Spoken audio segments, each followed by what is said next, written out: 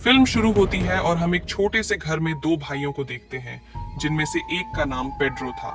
अचानक उन्हें पास के जंगल से गोलियों की आवाज आई, इसलिए उन्होंने सोचा कि चलो जाकर चेक करते हैं कि आखिर क्या मामला है। पर उन्होंने सोचा कि इतनी रात को जंगल में जाना ठीक नहीं है, तो सुबह का इंतजार करने का फैसला किया। जैसे ही सुबह हुई, वो अपनी डॉगी के साथ जंगल में चले गए और छानबीन शुरू कर दी। थोड़ी देर की तलाश के बाद उन्हें एक लाश मिली, बहुत ही बुरी हालत में, क्योंकि उसे बीच से काटा गया था। लाश को देखकर पेड्रो के भाई को इस जमीन के मालिक पर शक हुआ, क्योंकि ये जमीन उसी की थी, तो इस आदमी को उसी ने मारा होगा। पर लाश देखकर साफ लग रहा था कि ये किसी इंसान का काम नहीं है। तभी उन्हें लाश के पास से एक सूटकेस मिला। उसे चेक करने पर अंदर अजीबोगरीब सामान और एक नक्शा था। नक्शे पर एक जगह निशान लगा हुआ था। निशान को देखकर पेड्रो समझ गया कि ये तो पास में ही रहने वाली एक औरत का घर है। इसलिए दोनों भाई उस औरत के घर जाने के लिए निकल पड़े, ताकि इस पूरे हादसे के बारे में जान सकें, और ये भी कि ये मरने वाला आदमी कौन था। औरत के घर पहुंचकर जब इन्होंने पूछा, तो पता चला कि वो आदमी दरअसल एक क्लीनर था, जिसे वैसे तो आमतौर पर प्रीस्ट कहते हैं, पर मूवी में उसे क्लीनर कहा गया है, जो ईवल यानी कोई बुरी ताकत जैसे डीमन, शैतान वगैरह भगाने का काम करती है। औरत कहती है कि मैंने उस क्लीनर को इसलिए अपने घर बुलाया था ताकि वो मेरे बेटे को खत्म कर सके, क्योंकि मेरा बेटा पिछले काफी टाइम से एक रोटन बन चुका है, यानी उसका जिस्म पूरी तरह सड़ चुका है। दरअसल उसे एक ईवल स्पिरिट, किसी बुरी ताकत जैसे कि डीमन वगैरह ने पोसेस्ड कर लिया था, यानी अपने कंट्रोल में कर लिया था, जिस वजह से उसका जिस्म काफी मोटा हो गया था। तो ऐसा जिस्म रोटन बन जाता है, जो बस बिस्तर पर ही पड़ा रहता है और उसमें से पस निकलती रहती है, क्योंकि शैतान के कंट्रोल में आने से वो आदमी कुछ करने के काबिल नहीं रहता।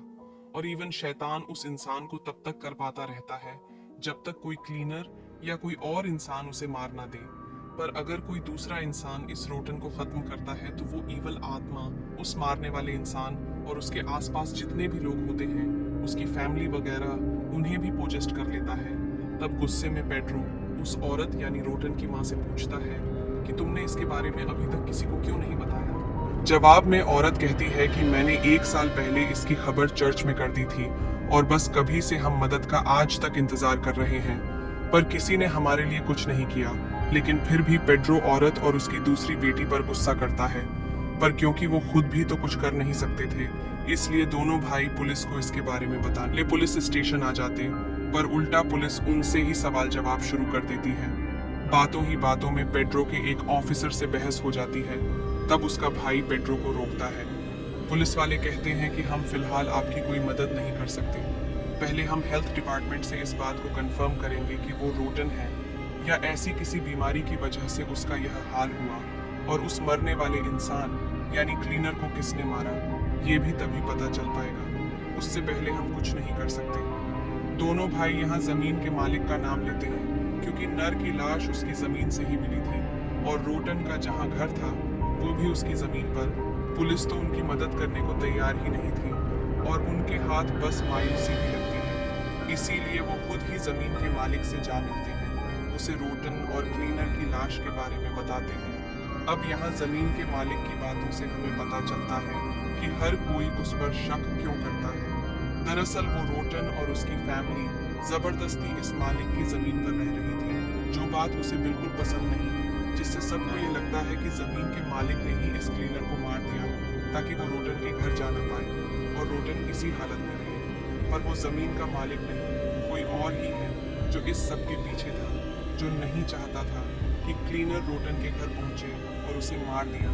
पर जमीन के मालिक को रोटन वाली बातों पर यकीन नहीं था। उसे लग रहा था कि ये कोई साजिश है ताकि मुझसे मेरी जमीन छीन ली जाए। अब इस बात से गुस्सा होकर जमीन का मालिक रात को रोटन को मारने के लिए चला जाता है, पर रोटन की माँ उसे ऐसा करने से मना करती है, क्योंकि वो क्लीनर नहीं है, आम आदमी है। तो अगर उसने रोटन को मार दिया तो ईवल जमीन के मालिक और रोटन की फैमिली को भी अपने कब्जे में ले लेगा, और उन्हें भी ऐसे ही तड़पाएगा, क्योंकि रोटन के अंदर जो ईवल आत्मा है वो लोगों के डर के साथ खेलती है।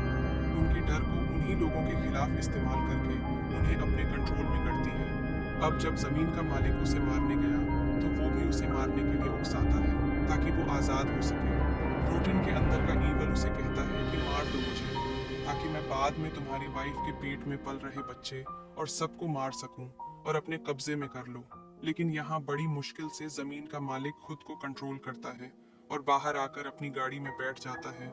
सुबह जमीन के मालिक की मॉम पेड्रो और उसके भाई को लेकर यहाँ आ गई थी, पर इनका मालिक ये ठान चुका था कि वो रोटन के जिस्म को यहाँ से कहीं दूर ले जाएगा, जिसके लिए वो पेड्रो और उसके भाई की मदद मांगता है और वो दोनों भी राजी हो जाते हैं। इसीलिए अब वो तीनों जैसे तैसे रोटन की लाश को ट्रक में रखते हैं और उसे ठिकाने लगाने के लिए निकल पड़ते हैं।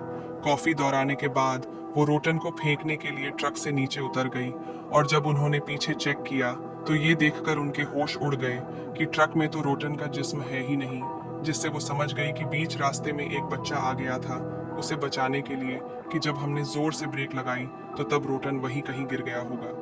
अब जैसे भी हुआ, जमीन का मालिक तो यही चाहता था कि उसके जिस्म को ठिकाने लगा दिया जाए, और अब वो काम होते ही वो तीनों अपने घर आ जाते हैं। सुबह जमीन के मालिक की वाइफ अपनी बकरियों को देखकर चिल्लाने लगती है।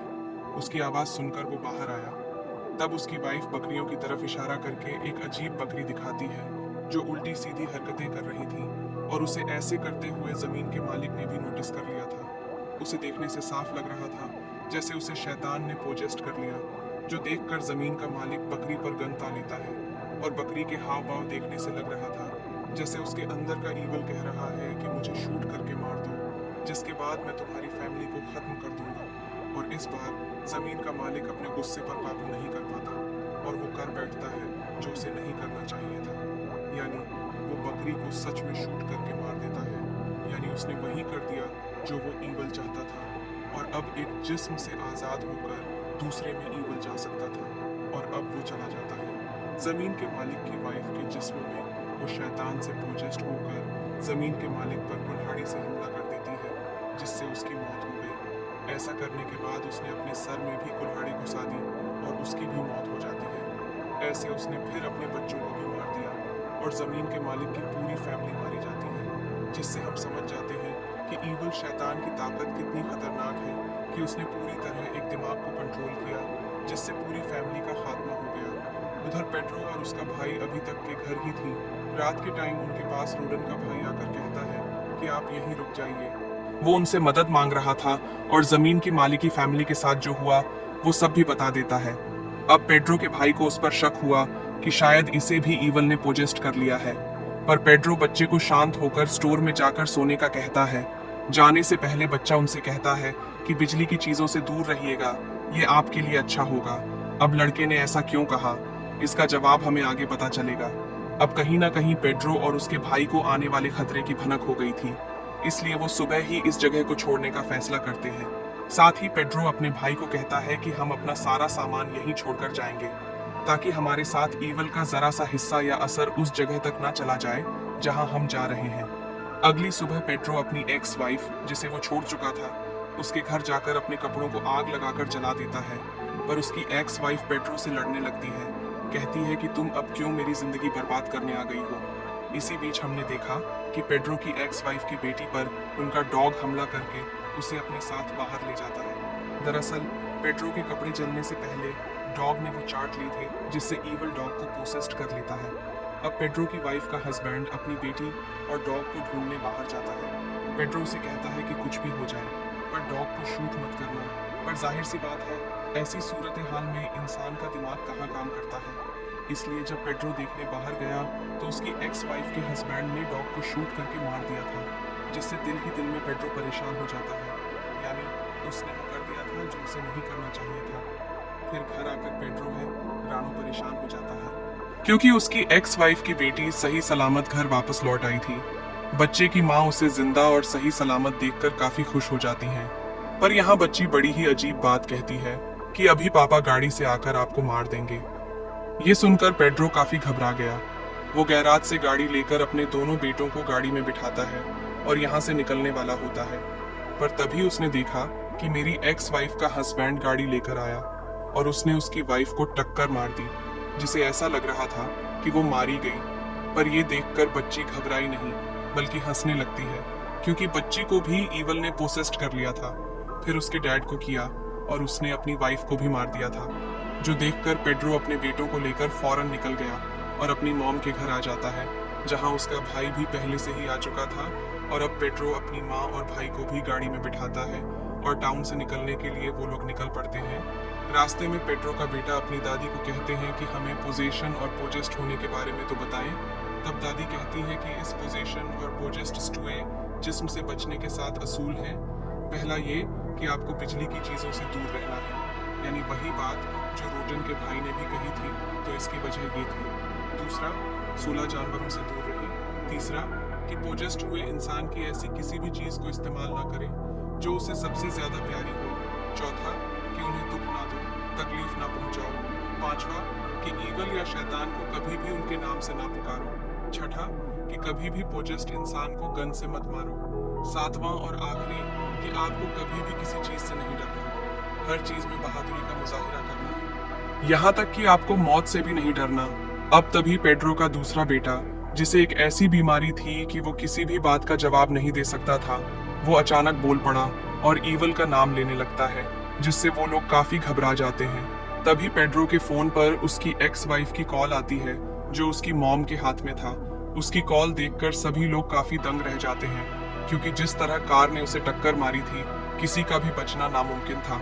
और ये चीज पेड्रो ने भी देख ली थी कि वो मारी गई है, लेकिन वो फिर भी कॉल उठाता है, जहां उसकी वाइफ पेड्रो को बुरा भला कहती है, और यह भी कि मैं अपने दोनों बच्चों को लेने जरूर आऊं। ये सुनकर पेड्रो काफी परेशान हो जाते हैं। वो इस सब का जिम्मेदार खुद को समझ रहा था, साथ ही वो इन चीजों से तंग आ चुका था। तब उसका भाई पेड्रो को समझाते हुए शांत करता है। अब ये लोग टाउन से तो निकल आए थे, पर इनके पास कोई जगह नहीं थी जहां ये जा सकती। पेड्रो का भाई उसे बताता है कि यहाँ से कुछ दूरी के फासले पर मिर्था नाम की एक औरत रहती है, जिसे मैं हम वहाँ चलते हैं, क्योंकि वह रहने में भी हमारी मदद कर देगी और पैसे भी दे देगी, क्योंकि वह काफी भली औरत है। इसीलिए वह लोग मिर्था के घर जा पहुंचे, जो एक क्लीनर भी रह चुकी है, और आज भी वो सारे ससूलों पर अमल करती। वो इन्हें अपने घर में रहने की इजाजत दे देती है। पेड्रो का भाई मिर्था को भी वो सब बता देता है, जो अब तक इनके साथ हो चुका था। इसी बीच हम पेड्रो और उसके भाई को भी आपस में बात करते हुए देखते हैं, और हमें अंदाजा हो जाता है कि उन दोनों भाइयों में बहुत प्यार है। अब आधी रात को पेड्रो की वाइफ वहां आई, वो भी छोटे बेटे को लेकर बालकनी से कूद जाती है। पेड्रो ने भी उसे देख लिया था। उसे रोकने से पहले ही वो कूद चुकी थी, और जब चेक किया गया तो वो गायब हो चुकी थी। इसलिए पेड्रो को अपने छोटे बेटे की फिक्र होने लगती है। अब मिर्था, जो क्लीनर होने की वजह से ईवल या पोसेस्ड को देख सकती थी, वो पेड्रो के बड़े बेटे को देखकर समझ जाती है कि ये भी पोसेस्ड हो चुका है। वो बताती है कि ईवल इसके जिस्म में घुस गया है, पर क्योंकि ये ऐसा बच्चा है जो चुप रहता है, बोलता नहीं, तो इस वजह से ईवल अभी तक इसके दिमाग को कंट्रोल नहीं कर पा रहा। इस वजह से ईवल बस इसके अंदर कैद है। इसके बाद मिर्था अपने सारे क्लीनिंग के सामान को इकट्ठा करती है, यानी हथियार और जरूरी सामान, और कहती है कि हमें रोटन को खत्म करना ही होगा। पर पेड्रो का भाई कहता है, मेरे हिसाब से रोटन खत्म हो गया होगा, तभी तो इतनी ज्यादा पोजीशन हो रही है। एक के बाद एक ईवर सबको पोजेस करता जा रहा है। पर मिर्था उसे बताती है कि नहीं, ये जानकारी गलत है, ये चीज ऐसे काम नहीं करती। ये सारी पोजीशन असल में ईवल के पैदा होने के लिए हो रही है। पेड्रो का भाई उसे बताता है कि हमने रोटन को कहीं और छोड़ दिया था। मिर्था कहती है कि ये तो सबसे गलत किया तुम लोगों ने। तब पेड्रो कहता है, हम कुछ नहीं कर सकते थे, क्योंकि ऐसा करने के लिए हमें जमीन के मालिक ने मजबूर किया था।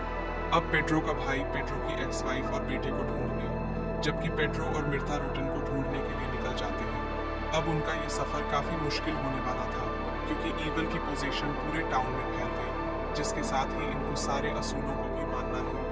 यहाँ मिर्था बताती है कि हम जिस भी चीज से डरेंगे, ईवल उसी चीज को हमारे खिलाफ इस्तेमाल करके उसी चीज से हमारा सामना करवाएगा। इसीलिए तुम्हारी एक्स वाइफ तुम्हारे बेटे को उठा कर लेगी, क्योंकि तुम उसी की वजह से डर रहे। अब रास्ते में मिर्था पेड्रो को अपनी कहानी बताती है कि मेरे हस्बैंड एक लालची इंसान, वो चर्च के नाम पर लोगों के साथ फ्रॉड किया करते थे। वो एक्ट्रेस को अपने काम के लिए हायर करके उनसे रोटन और ईवल की एक्टिंग करवाया करती थी। पर इसी बीच एक दिन असली पोजेस्ट वहां पर आ गया, जिसके बाद वो सुधर गई और उन्होंने क्लीनिंग शुरू कर दी, क्योंकि उनका पोजीशन ईवल और रोटन पर यकीन बन गया था कि वो होते हैं, और उन्हें डर भी लगने लगा था। फिर एक दिन मेरे हस्बैंड क्लीनिंग करने गए, पर लौटकर कभी वापस नहीं आए। और हाँ, आप ईवल या पोसेस्ड इंसान से दूर भी जा सकते हैं, इतना दूर कि आपको खुद भी पता ना हो कि आप कहाँ आ गए, जैसे कि मैंने किया। हर चीज छोड़ छाड़ कर मैं अकेली रहती हूँ। दूसरी तरफ हम देखते हैं कि ईवल ने पेड्रो के बड़े बेटे को पूरी तरह पोसेस्ड कर लिया है और वो पेड्रो की मॉम से खाना मांग रहा था, जो चीज़ जाहिर है काफ़ी अजीब थी। अब पेड्रो के भाई को भी पेड्रो की एक्स वाइफ सड़क पर चलती हुई मिल जाती है, जो भी पूरी तरह पोजेस्ड हो चुकी थी और वो अपने छोटे बेटे का सर खा रही थी। ये देखकर पेड्रो का भाई गाड़ी उसे टकरा देता है, जिससे वो कुचली जाती है, पर इसमें उसकी गाड़ी का एक्सीडेंट होने की वजह से वो भी काफ़ी जख्मी हो गया था। पेड्रो और मृथम रोटन को ढूंढते हुए एक स्कूल के पास जा पहुंचे, जहां उन्हें सभी बच्चे अजीब हालत में बैठे हुए मिलते हैं, जिन्हें देख वो पेड्रो को चुप रहने का इशारा करती है, क्योंकि वो भी समझ गई थी कि इन्हें भी ईवल ने पोजेस्ट कर लिया है। इसी बीच हम स्कूल के चारों तरफ अजीब तरह की परछाई को भी नोटिस कर लेते हैं। तभी एक बच्ची इनके पास आकर कहती है कि रोटन को मेरी डैड उठाकर घर ले गई है। दरअसल ये सारे बच्चे पोजेस्ट होने की वजह से उनके साथ झूठ बोल रहे थे। उन्हें गुमराह करने की पेड्रो और मिर्था को स्कूल के एक फ्लोर के नीचे बहुत सारे लोगों की लाशें मिलती हैं, जिनको इन बच्चों ने ही मारकर यहाँ छुपा दिया था और इनके नीचे रोटन छुपा हुआ था। अब मिर्था अपना क्लीनिंग का सामान वहां पर सेटअप करती है और पेड्रो को कहती है कि वो नीचे से रोटन को बाहर निकाले। जब पेड्रो उसे निकालने वाला था तो ईवल खुद को बचाने के लिए का दिमाग कंट्रोल करने लगता है, और तो और उन बच्चों ने चालाकी से पेड्रो को कमरे में बंद कर दिया था, और जब पेड्रो बाहर झांक कर देखता है तो सब बच्चों ने मिर्था को मार दिया था, जो उसकी लाश को घसीट कर ले जा रही थी। ये देख पेड्रो को गुस्सा आ गया। वो दरवाजा तोड़कर बाहर आया और रोटन को मार डालता है। ये करने के बाद उसे लग रहा था कि मैंने हर चीज का खात्मा कर दिया है, पर ये ईवल का खात्मा नहीं, बल्कि अभी तो इसकी शुरुआत हुई थी, क्योंकि यही तो ईवल यवरोटन चाहता था, ताकि ये जिस्म खत्म होने के बाद में आजाद हो सकूं, और अब उसका काम हो चुका था। और अब ईवल पूरी तरह अपने रोग में पैदा होकर पेड्रो के सर पर हाथ फेरता है, क्योंकि इसने ही तो पैदा होने में उसकी मदद की थी, और अब ईवल पैदा होकर बाहर की दुनिया में तबाही मचाने के लिए चला जाता है, जहां वह और भी लोगों को पोजेस्ट कर देगा, और पेड्रो घर वापस आ जाता है, जहां दोनों भाई एक दूसरे के गले से लगकर दुख से रोने लगते हैं, क्योंकि वो समझ गए थे कि हमने हालांकि इतनी कोशिश की, पर हम कुछ भी नहीं कर सकते, या कहें कि उन्होंने अपनी हार पूरी यहाँ कबूल कर ली थी, और अब अगर ये इस जगह को छोड़कर जाएं भी तो कोई फायदा नहीं होगा, क्योंकि अब ये पोजीशन पूरे टाउन से फैलता फैलता शहर में भी फैल जाएगा, जो तेजी से इन्फेक्शन की तरह फैलने वाला था, जिससे वो लोग चाहकर भी छुटकारा हासिल नहीं कर सकते। तभी उनको याद आया कि हमने रोटन के छोटे भाई को स्टोर में छुपाया था। पेड्रो उससे बात करता है, तब वो बताता है कि एक आवाज ने मुझे कहा था कि मैं उस क्लीनर को मार कर खा जाऊं कि जिस आदमी की लाश इनको मिली थी उसे इसने इन्हीं रोटन के भाई ने मारा था।